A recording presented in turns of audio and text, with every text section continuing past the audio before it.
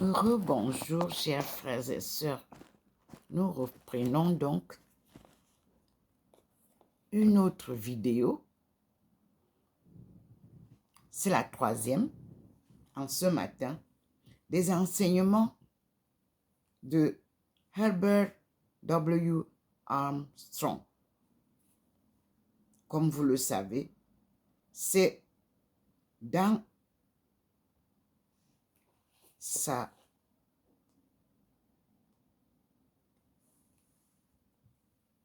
radio que nous retrouvons tout ce qui nous a été révélé spontanément, comme le Seigneur nous a montré sa face à 3 reprises. Et hier, c'était vraiment magnifique. Écoutons donc Herbert W. Armstrong. Frères et sœurs, allez sur Google, traduisez, apprenez l'anglais pour vous qui êtes francophones au pays. Vous en avez besoin en Afrique. Écoutons donc Herbert W. Armstrong, la foi, qui veut dire en anglais faith. Merci Seigneur.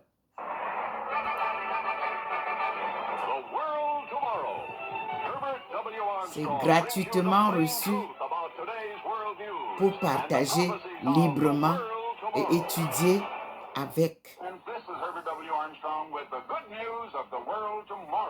The World Tomorrow. Ce sera le titre. Le monde de demain.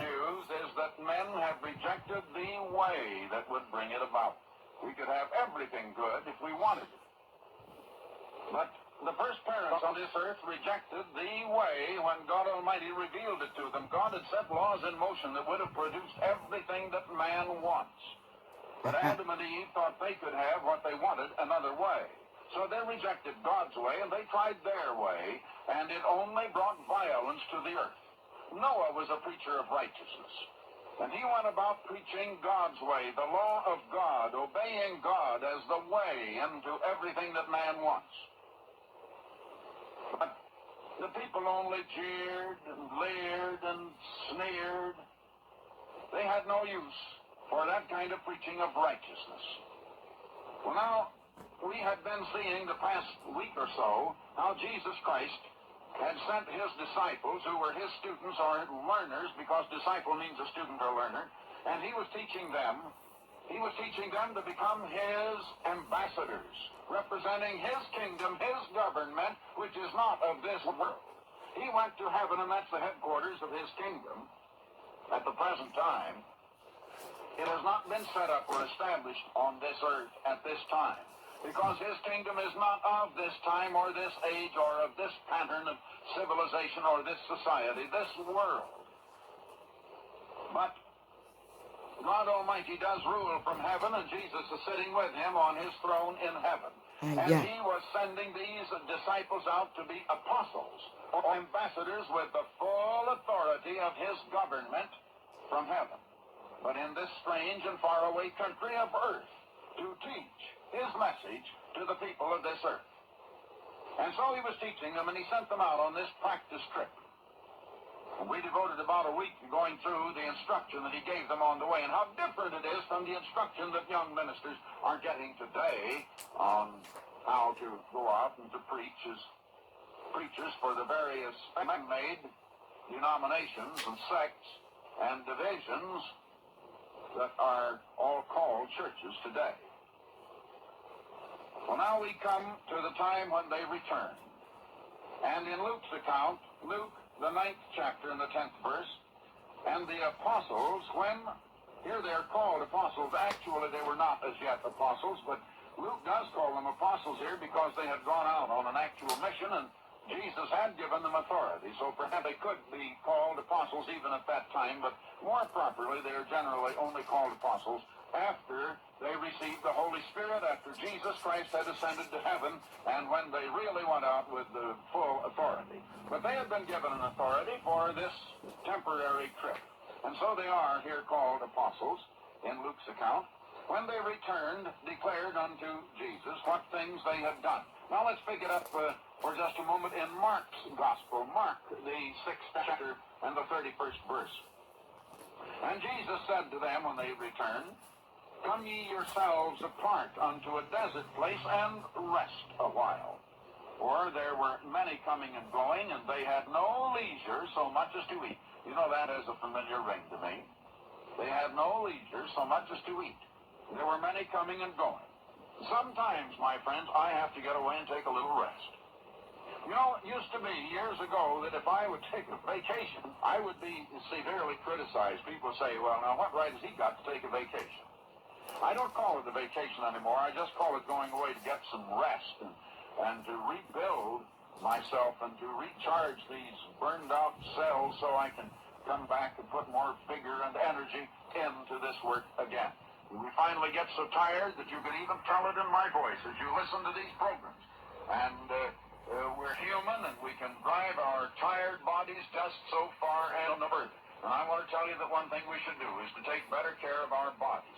And as I say, we're all human, and we have our weaknesses and our faults. We're not perfect, neither am I.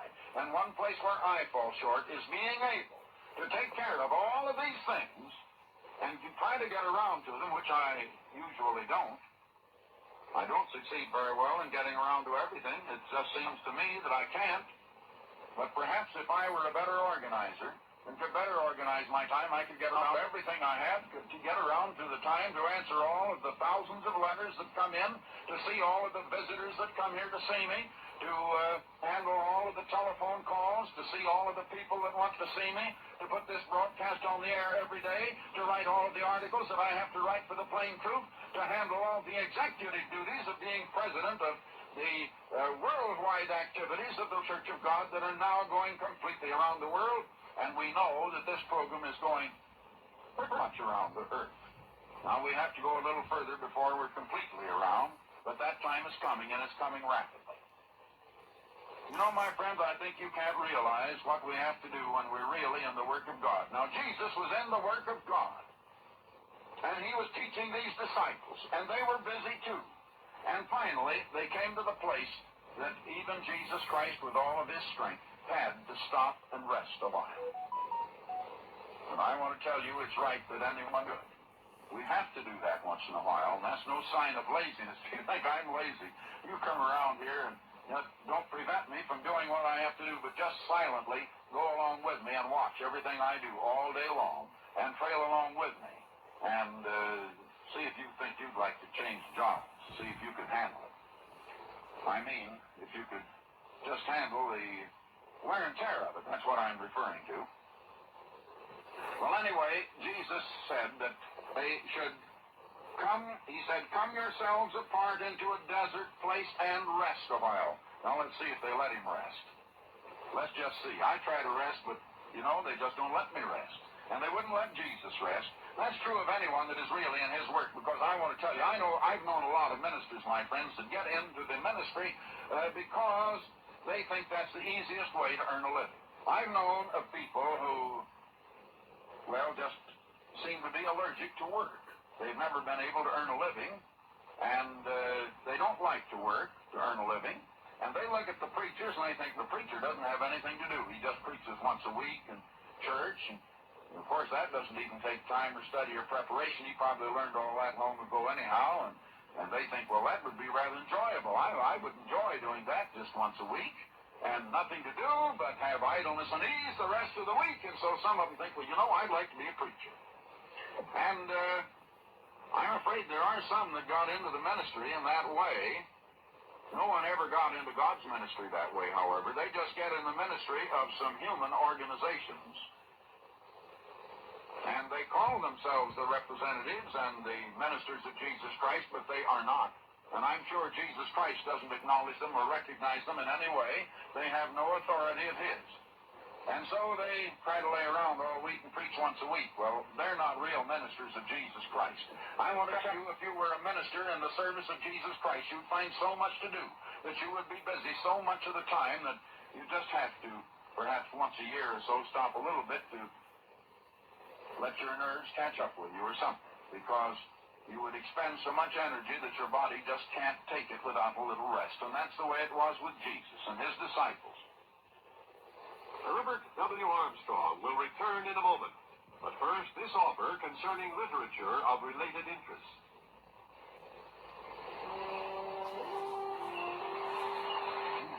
Tide's coming in. Almost reaches that sandcastle. Some little kids sure spend a lot of time with that. Too bad they never last. Yeah, a lot of things are like that. Kids are grown now, and soon they'll be gone. Well, life's been pretty good. Summer home, yacht, vacation when I want it. But Sandy and I aren't getting any younger. Is this all there is? All of us at one time or another must wonder, what's life all about? One of the keys to fulfillment in life is a sense of purpose. The free booklet, Why Were You Born?, gives the true answer to this age-old question and reason to human existence. Why were you born? Send for your free copy. For it continues here, I'm in Mark, the 6th chapter and the 31st verse now. For there were many coming and going, and they had no leisure so much as to eat. Yes, I know just what it is, because I have to undergo the same thing. And they went away in the boat to a desert place apart. And the people saw them going, and many knew them, and they ran there together on foot from all the cities, and out went them. Now they tried to get away from the people on a boat. And here the people came, and they were, of course, they were just going up the shore, you know, a piece, but they tried to get there by boat. But the people went by land and got there first. The people outwent them. The people, the big crowd, arrived first. And he came forth, Jesus came forth, and saw a great multitude. And he had compassion on them. He had compassion on them because they were as a sheep, not having a shepherd.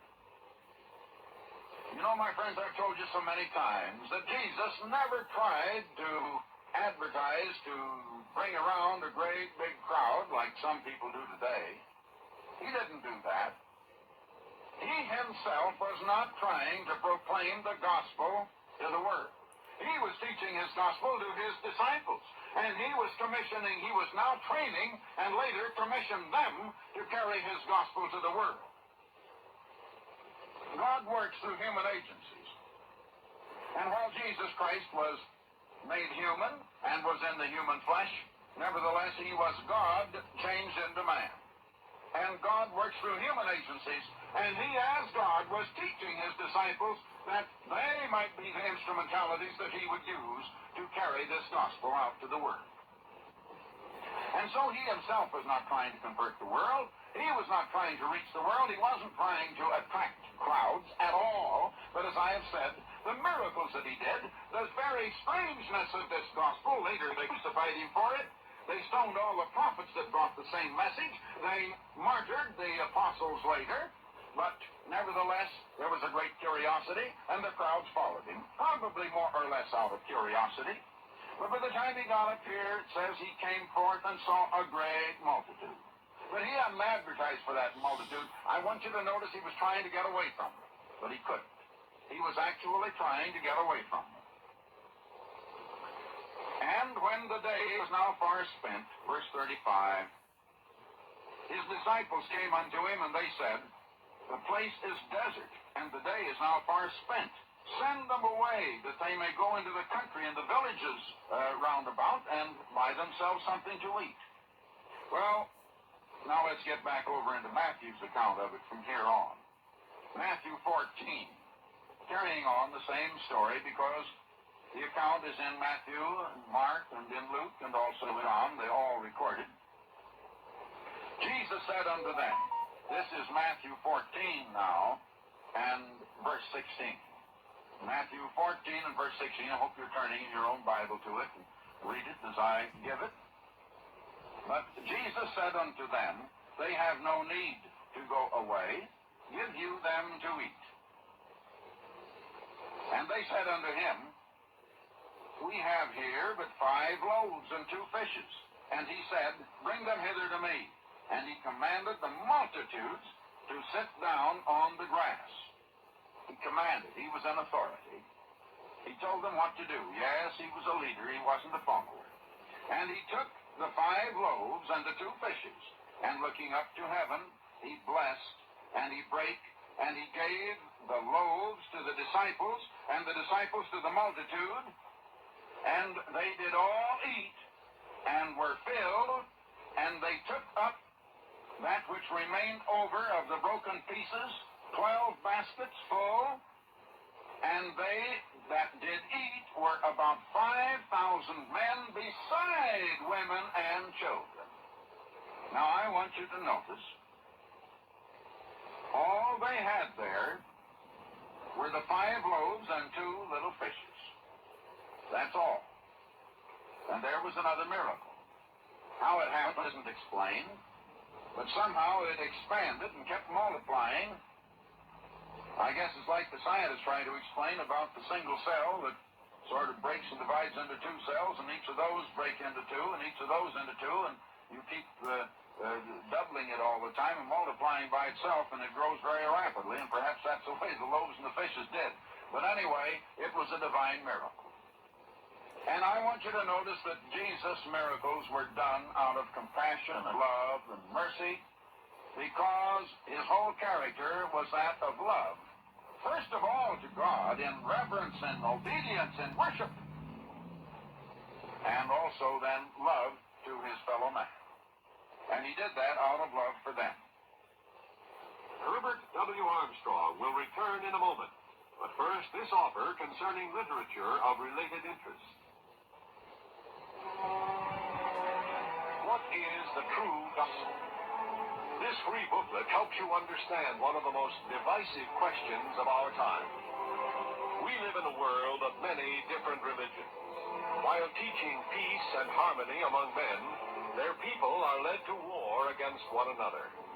Witness the long-standing Hindu-Muslim conflict, the Jew-Arab crisis, and the Protestant-Catholic confrontation in Northern Ireland, all believing they have the true religion.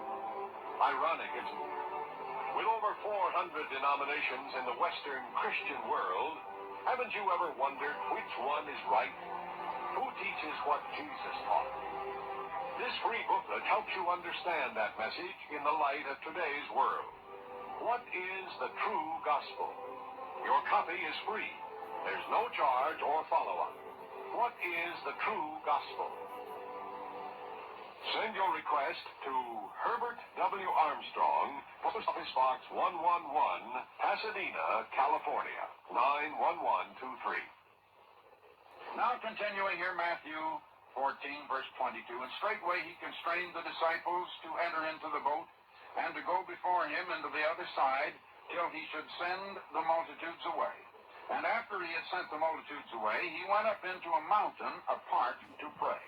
Now here again, Jesus went up alone in a mountain to pray. Why didn't he do this prayer in front of all those people? 5,000 men? Well, there might have been another 5,000 women and 2,000 or 3,000 or maybe 10,000 children. It said that there were 5,000 men besides women and children. They're not counted. It doesn't tell you how many, but I would certainly assume that there were 10,000 or more people there. That's quite the crowd. And he could have prayed before them. Oh my, what a rhetorical, flowery, beautiful prayer Jesus could have prayed. How he might have impressed them with what a great orator he was and how well he could pray. He had an opportunity, but he didn't do it. That's what a lot of people do today. And oh, the wonderful prayers that they can make in front of a crowd to impress the crowd with how great they are and how it pleases their vanity to pray such a prayer in front of others. But you know, God isn't listening. Maybe some of the people are, and maybe the people are impressed because people are impressed by people. But God isn't impressed. No, Jesus went, he sent away the crowd, and when the even was come, he was there alone. When the even was come, he was there alone. Now he had first gone up into the mountain apart to pray. And he was there in the mountain alone when the evening came, and praying alone. And my friends, that's the example that Jesus set for us.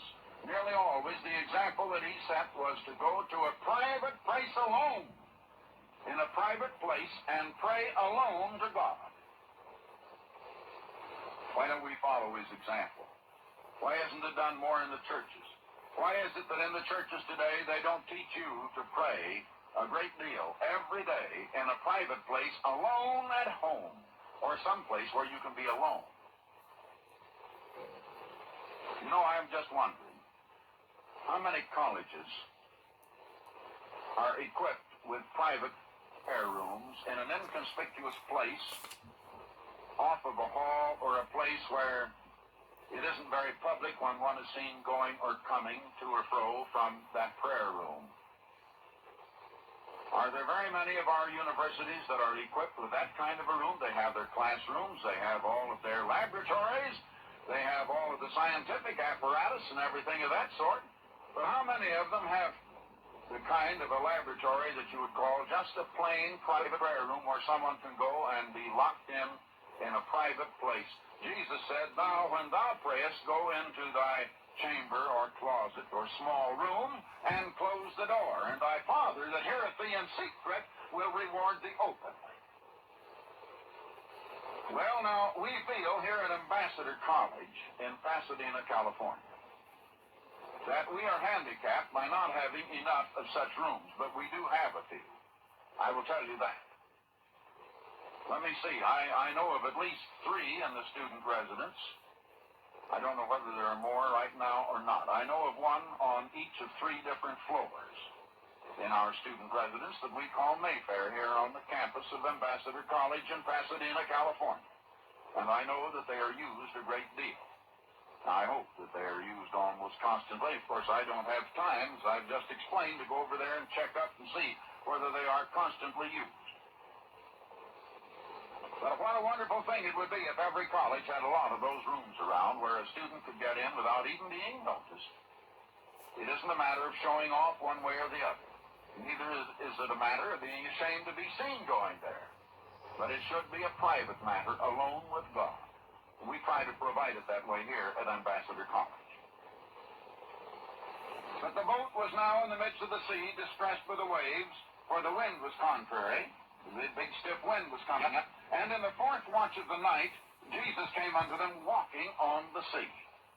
Now here was the miracle-working Jesus. But now let's stop there just a second. My friends, of course you say, well, but he was Christ, he was God, he was very God. Of course he could walk on the water, but we couldn't. But have you ever noticed that Jesus said, "Of myself I can do nothing"? Do you realize that Jesus Christ did not do one thing that you and I can't do, and so he said. He said, "The Father that dwelleth in me, he doeth the works." And I wonder if you've noticed that just before he did this miraculous thing of walking on the water, that he had gone up. I just read it to you about 3 verses before, where he went up to a mountain apart to pray, and he was there alone. And he went up to have a prayer alone with God, and another time he got up early in the morning, long before it was daylight, and went out in the desert place or a private place to pray. Another time he went up into a mountain, and he stayed up in that cold, chill mountain, if it was cold and chill. He stayed up there all night praying to God. And then he came down and chose his 12 disciples, and then he taught them that message that has popularly been called the Sermon on the Mount. No wonder he could preach such a wonderful message. No wonder he could give them such a wonderful teaching. He had been praying all night. He must have been going without sleep, but he was so filled with the Spirit of God from that prayer that gave him all the strength he needed. The 5th, 6th, 7th chapters of Matthew in your Bible. Now here the disciples saw him walking on the sea, and they were troubled, saying, "It's an apparition." And they cried out in fear. But straightway Jesus spake unto them, saying, "Be of good cheer, it is I, be not afraid." And Peter answered and said, "Lord, if it be thou, bid me to come unto thee on the waters." And Jesus said, "Come." Just one word, that's all. He said, "Come." And Peter went down from the boat, and walked on the waters to come to Jesus. I just finished telling you, my friends, that Jesus didn't do things because he was divine. He did them because he had the power of God, and he did nothing that you and I couldn't do if we had the power of God. And now here is Peter doing the same thing, but Peter wasn't yet converted. Peter hadn't yet received the Spirit of God as he did later after Jesus was crucified on the day of Pentecost that same year. But Peter believed Jesus. Jesus said, come, and Peter obeyed. And that very obedience was faith and belief. And so Peter, an ordinary mortal, was able to walk on the water also. He wasn't divine. He wasn't God. He was only a servant of God and a minister that was being then taught and trained, only a student minister at that at the time. And he started to walk toward Jesus. But now, he took a few steps, and he walked on the water. But when he saw the wind, he began to see material things. Now, at first, all he saw was Jesus. At first, his mind was on that which is spiritual, Jesus Christ. But now, he saw the wind. My friends, how does knowledge come into your mind? Only through 5 channels, the 5 senses. What you see, what you hear, what you feel, what you taste or smell, that's the way things come into your mind. And what he saw, it translated something into his mind, and in his mind he began to see and be conscious of the material circumstances, and he became frightened. And when he became frightened and when his mind went on these material things, his mind was off of the spiritual things. He no longer had the faith of God. He no longer had the power of God. There no longer was anything in him that could keep him afloat, walking on the water. No longer then could he do what Jesus was doing. When he saw the wind, he was afraid. When you're afraid, you haven't any faith, have you? Now, according to your faith, be it unto you, but now he lacked faith. And beginning to sink, he cried out, saying, Lord, save me. Well, there's a great lesson in that, my friends. I hope you get it. And immediately Jesus stretched forth his hand and took hold of him, and saith unto him, O thou of little faith. He had a little. His faith lasted a few steps. It doesn't say how many. I imagine 4 or 5 steps. But when he began to see the material circumstances, he began to doubt. Jesus said, O thou of little faith, wherefore didst thou doubt? Have you ever prayed to God for something? Now, I tell you, my friends, I don't think that I could go out and walk on the water unless there was some reason to do it. And apparently there was some reason for Peter to do it at that time. Now, my friends, he believed for a little time and was able to walk, but he didn't keep on believing. You ask God for something. You expect God to jump at the crack of your whip and give it to you within a certain time limit that you want to set. And if you don't get your answer in 10 minutes or certainly inside of 10 hours, you go around saying, why didn't God answer my prayer? A young man came to me one time, and he said that he had said to me to pray for him, which I had done, but he said, now, why didn't God heal me? I said, well, didn't God heal you? And he said, no. Well, I said, if he didn't, I said, that means you don't believe in him any longer then. You quit believing, that's all that's wrong. Well, he says he didn't heal me. I said, how soon did you expect it? Well, he never thought of it that way, but he expected it so soon that when he wasn't healed as quickly as he thought he should be, he gave up all hope.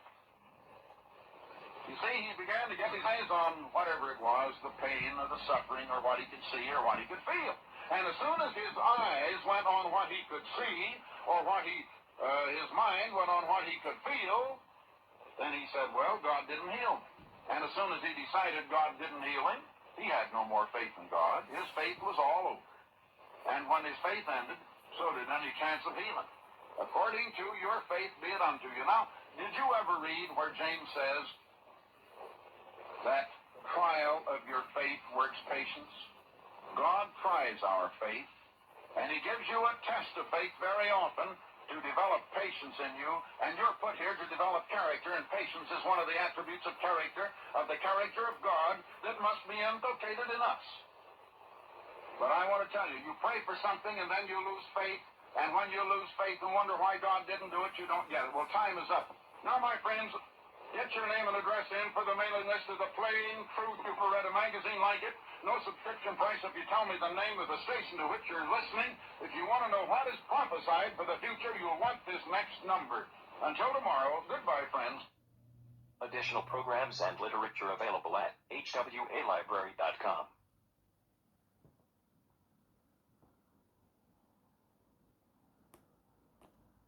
Oh, my letters. Verily I say. Sorry. Brothers and sisters, we have learned with Herbert W. Armstrong what means faith.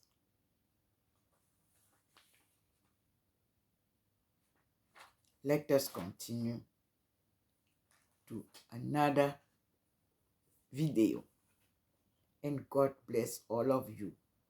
It is really a great day again today.